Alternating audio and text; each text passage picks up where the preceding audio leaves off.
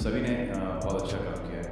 हमारी phenomenal music पता नहीं, और जो गाना है वो एक बहुत ही अच्छा गाना है। I think it's one of my most favourite songs that जिसका प्लॉट है रेलेवेंट है, और ये फिल्म काफ़ी अरसे से नहीं है इस किस्म की फिल्म।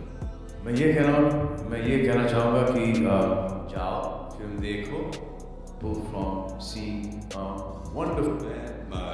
हार्दिक श्रद्धांजलि ज्ञापित करता हूँ, लेकिन मेरा अपना ये मानना है कि कोई भी कला जो होती है, जब कलाकार कला के रूप में रूपांतरित हो जाता है तो वो कभी जाते नहीं हैं, वो जगत में सदैव वर्तमान रहते हैं। तो जैसे श्री गर्ग जो हैं, वो मुझे लगता है कि उनकी कला सदैव वर्तमान रहेगी, तो इसलिए उनका आना, उनका जाना इसलिए सार्थक है क्योंकि उनका रहना सार्थक है। ভালো লেগেছে তাই কালকে বাবা লাগে এই 2 in 1 ভিডিও